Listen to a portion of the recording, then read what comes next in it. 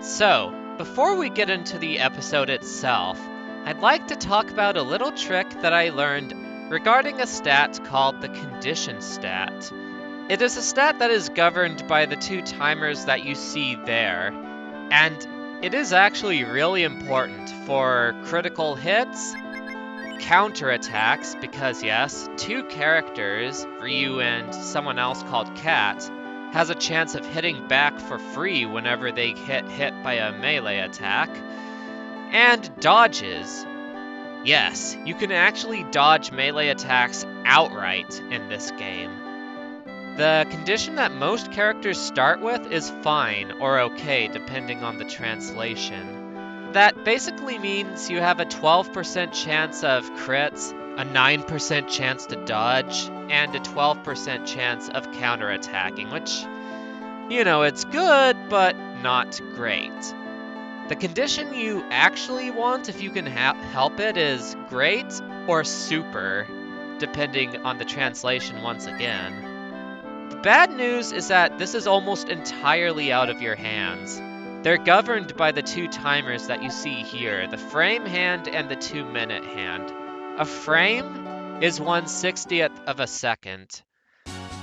And this timer goes up to 7,200 frames, which is about 2 minutes.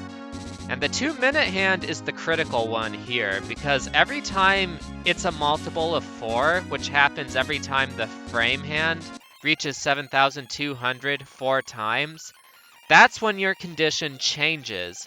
The only other way to manipulate your condition is with an item called a conduct or a turbocharge, which we don't get until way later in the game.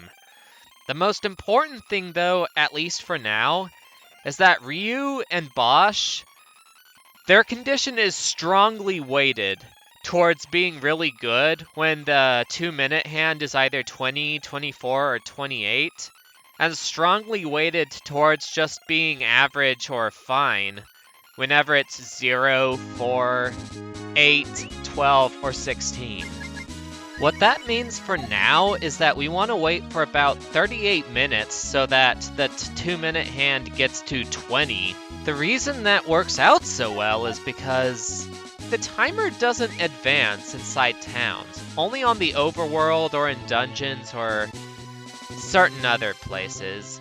The game's a little inconsistent about what other places, but regardless, we want to go into town when we know that our condition is about to change, and then we save, step back outside, and then see if both have the great condition. And if we don't like what we see, we can always just reset the game, because the game saves your timer across reloads. And when you go from a new game to this point here, you'll generally have about 4,000 frames pass in the places where the frames actually advance, assuming you mash through text boxes and all that. So you can get the timing pretty consistent, because every time you start a new game, both of the timers always start at 0, so this is something you can do pretty reliably. And the most important thing is that once you do get great condition for both Ryu and Bosch, you can save and then copy your save file across all 3 slots.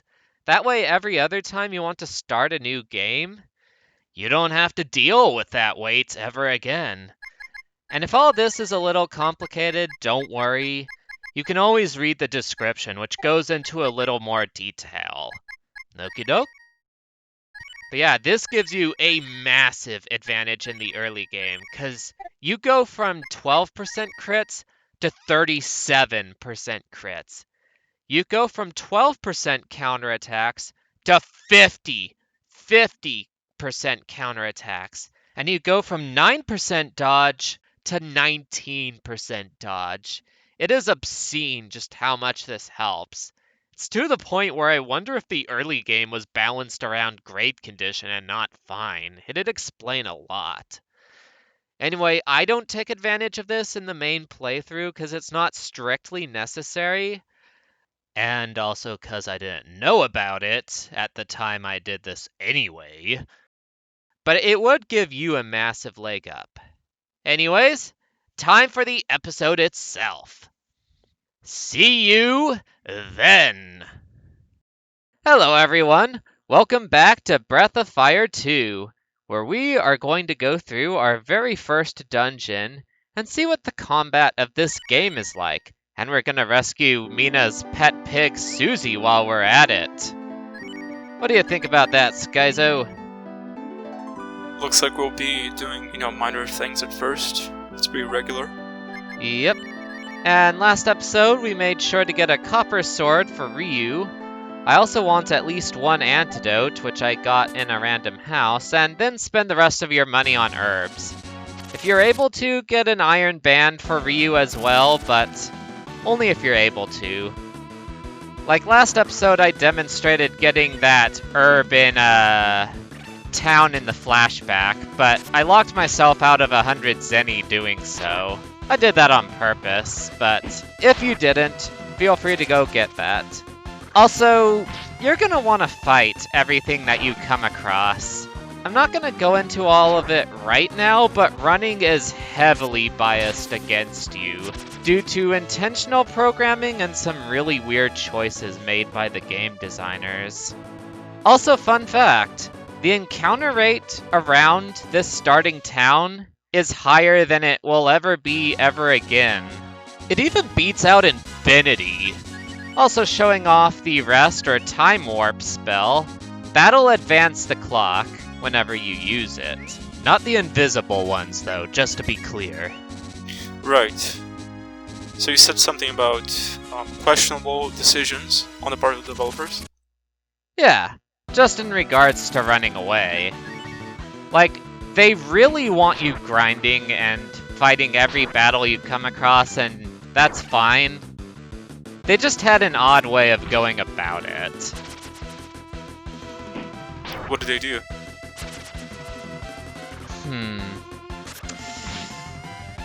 Do I get into all that right now? I'm not sure if I can... Nah, that's better left for another time. Soon enough, Skyzo, soon enough. Instead, we can talk about this bush coming up right now.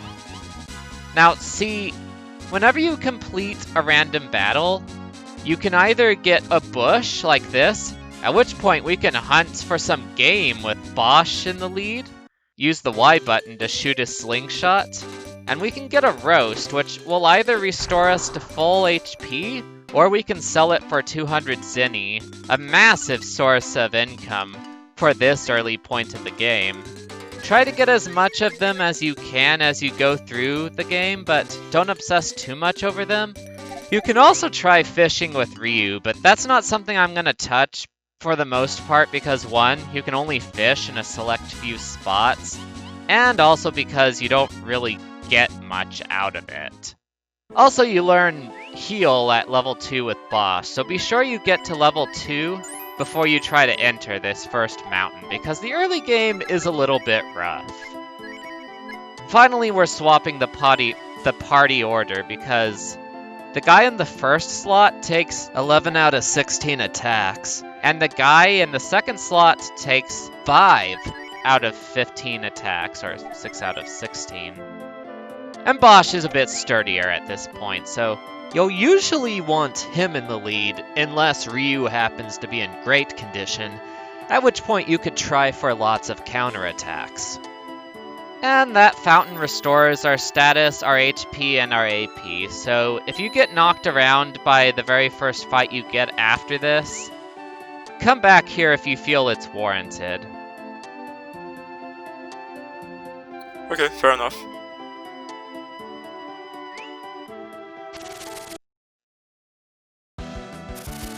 Ah, leeches. That's a good encounter. Not too strong. We can one-shot them pretty easily, in fact. The ones we have to watch out for are the widows and the corpses. Those guys are strong enough that we could potentially die if we're less than level 3. That's not too big of a deal because we already spent all our money on herbs and everything, and it's not a very far walk. But it's something that could happen. Now, here's a mistake I made.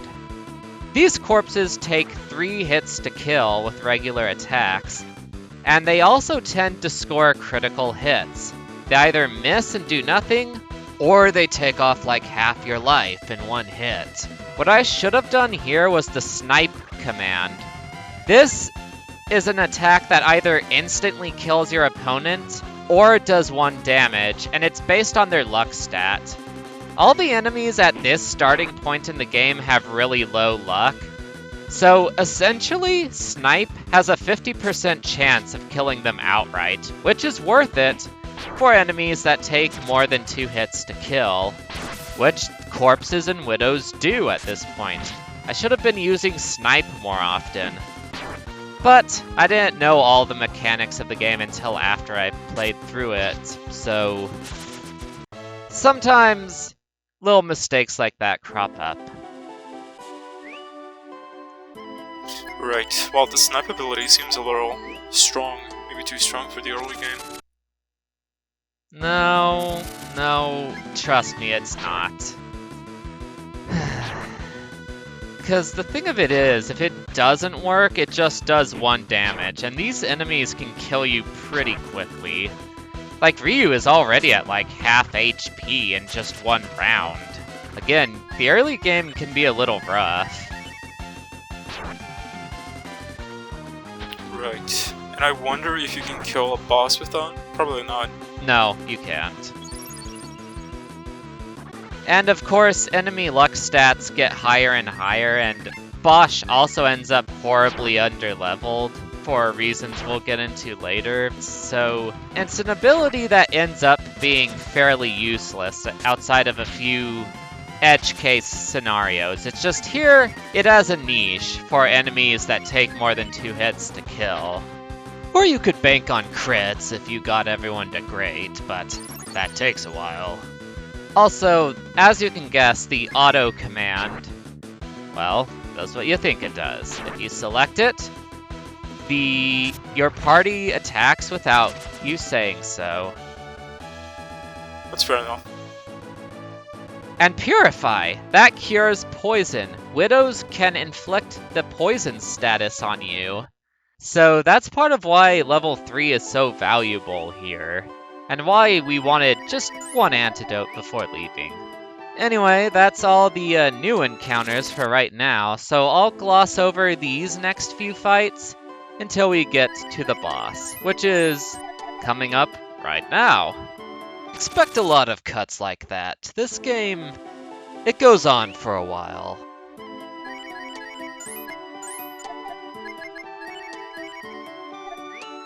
And that was quick. Indeed. A pretty boy eating cats and dogs. Ew, who's talking here? I imagine it's a bandit. Bandits? Or maybe Harpy Lady Sisters? Or that's a Yu-Gi-Oh reference, but... Oh, that's right. Alright, so this is where we start getting into formations. Normal versus scatter basically adjusts the attack and defense multipliers of your various party members.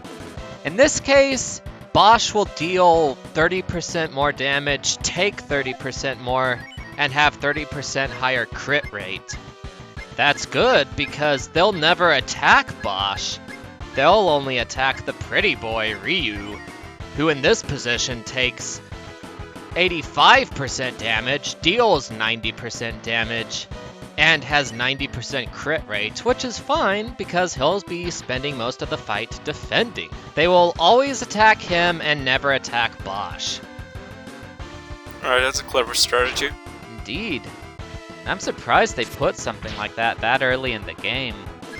Did the game allude to this? It does very subtly by having them be obsessed with the pretty boy and through dialogue, but it doesn't outright say so. Yeah. You'd have to think outside the box. Yeah. And that second turn where they argue amongst themselves is the only breather that you get. After that, you want Ryu defending until you kill off at least one of them. Probably even 2 of them. Looks like he's about to fall off the cliff. It does, now that I think about it, huh? So, you see the one with like 70 HP as opposed to all the others with 40? I imagine that's the leader. Yeah. She's the one who's in the very front of this triangle formation, so avoid attacking her until you deal with the others. Okay. Now, one last word of warning, the defend command is very random in how much damage it actually blocks. The game chooses one of 4 multipliers depending on luck.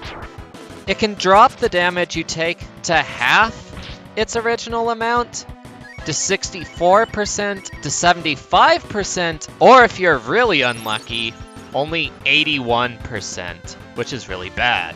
It's heavily weighted towards either being 64% or 75%, but you could be unlucky enough that defend barely does anything. So always heal whatever scratches Ryu takes. Don't start any round with him injured like I am. That's very risky. And there we go. Okay. And we jump 2 levels! Yay! Now, all of the enemy encounters around here are super easy, because levels count for a lot in this game. I mean, a lot. Right, but do you mean like even a 1 level difference means the world, or? Yeah, kind of. Also a new enemy, goblin critters. They're a little bit dangerous, but you're probably not going to fight them before you get inside the cave. They're super fast, and at this point we're level 5, so we can deal with them now. Also have a chance of running away, so that's pretty funny. Of course, they also give way more gold than other monsters, so maybe not so funny. And with this, we will never be able to enter that same cave again.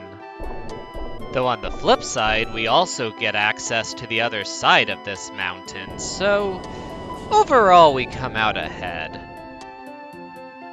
This guy doesn't though, so don't tell anybody we did that, okay, Skyzo? Okay.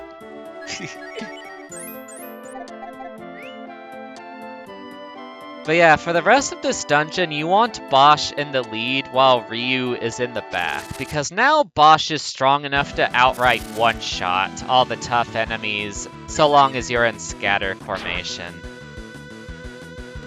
Basically, yeah? I wonder how much we're gonna use formations later on in the game. Constantly.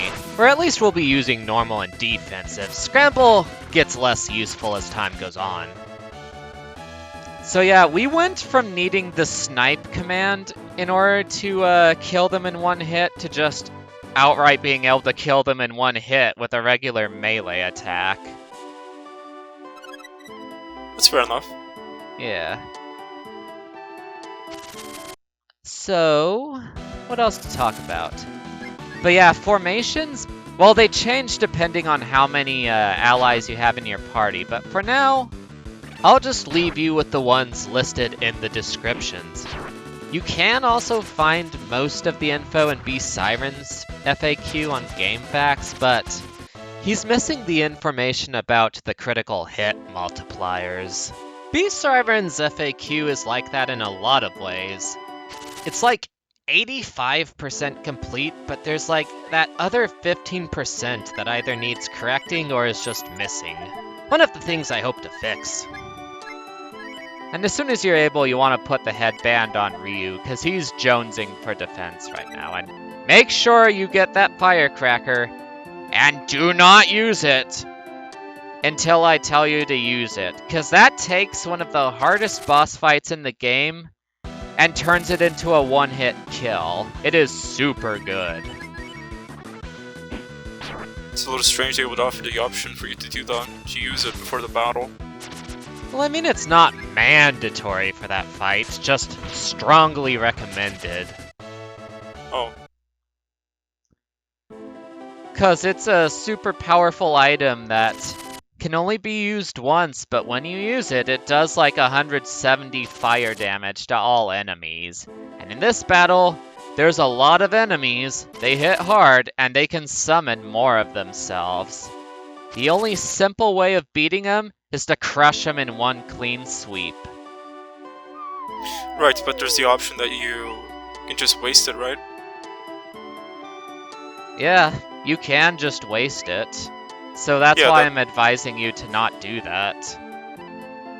Yeah, I feel like that's a little... I don't know, it's a little strange. This game is really strange in general.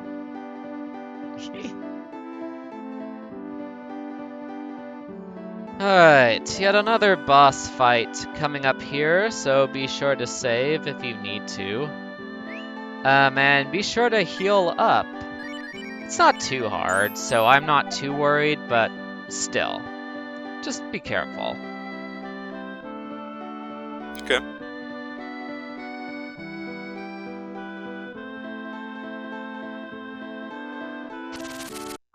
Alrighty. So these bug critters, basically you can kill them all in one hit. So the danger isn't so much killing them, the danger is when all 6 of them decide to gang up on one guy. And they're all faster than you too, so that's why we wanted to heal the full before doing this. But once you get your momentum going, you're pretty much good. There is another battle coming up after this, but that one is slower than all of our guys, so we have time to heal everything it does to us. It's actually easier that way. Right. Although I imagine there's a chance they all land critical hits. That's the funny thing. There's a lot of enemies that can land critical hits, but I'm not sure if all of them can. If they can, it's very rare. Like, that's another mystery I still have to crack with Nitrodon. I'll let you know as more info becomes available. Looks like this is a real boss. Yep. Also, you see that HP bar that's going down? That's something I did to the game. I put a cheat in the relevant address. Usually you'd only get this with something you killed at least once before, which is impossible with boss fights. I just have it for entertainment value. As for the boss itself, it is slow and it is weak. So the only thing of note is that it has a 50% chance of reviving once you've killed it. It's a 31% chance of reviving with 30 HP, a 12% chance to 40 HP, and a 6% chance to get to 50. Or it can just not revive at all. It's based entirely on chance. Probably a reference to the first game where boss fights had a visible health bar, but then once you depleted it, this really ominous sound would play as they power up and a text box comes up saying, "Frog is fine. General glares at you." And then the rest of their HP bar is invisible. Oh yeah, that's definitely a reference. Oh, hey, a pig. Ain't that neat? Just gonna cook them and cook the pig in front of them. After taking off its collar, of course. I wonder what's on that collar, though. Ah, well, probably not important. Wait, so that was a pet? Yeah? What the hell? You just cooked a pet. Well, they're cooking him. He's fine for right now. He's just turning red. What is this sequence? We saved an old man from cockroaches, and now he's cooking a pig. It's Susie, though! Oh no!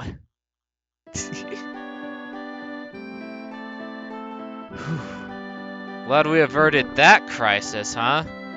Thought it was dead, it was red. Nah. Dead means pale. Red means either angry or boiling. This little guy just, it took a hot bath, that's all. But in any case, we had a pet pig to save. It wandered off over a mountain, so we clawed past some crazy harpy ladies to get here and save demands from cockroaches, and there you go. It's standard, right, Skyzo? I mean, I guess.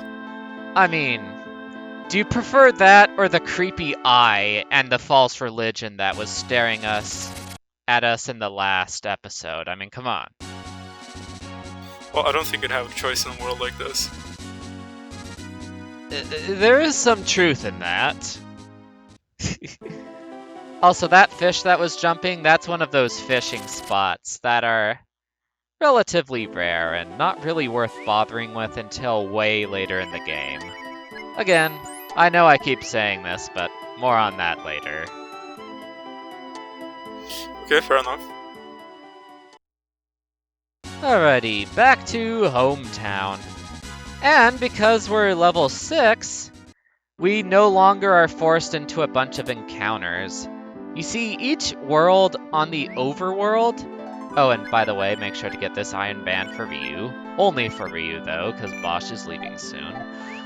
Anyway, though, each spot on the Overworld is part of a section on a grid. And each section on this grid has a monster level. If Ryu's level is below that monster level, you get more encounters than if Ryu is at the monster level or higher than it.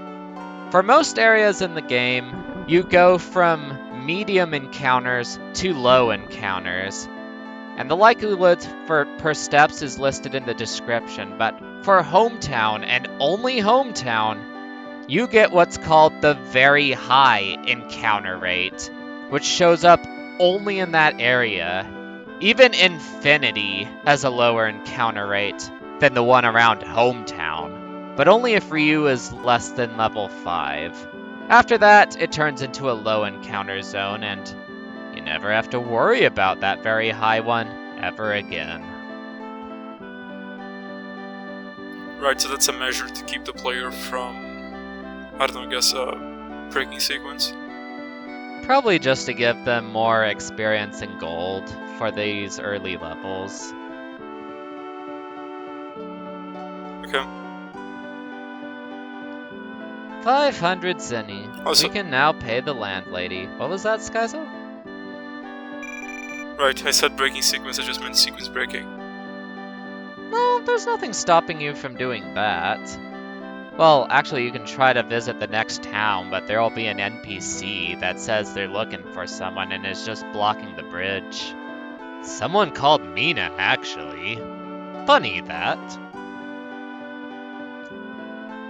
Oh boy, some moron on Mount Futapi wouldn't want to be those guys. I'm starting to notice the swearing in the game, but it's not prevalent. You're starting to notice the what? The swearing, you know, the use of cuss words in this game. Yep, that's the thing with fan translations. They don't have to worry about offending anyone. Or at least they wouldn't get fired for it. I'm not sure anybody would be offended, but... Trust me, they would be. Trust me on that. Anyways, that would be the end of today's episode after a hard day's work. Next episode will be another heavy story sequence, so we'll be hanging up our hats here. This has been Fiona Day Quester and Skyzo. Have a super and or great day, and God bless you all. Alright, see you later, YouTube. Bye.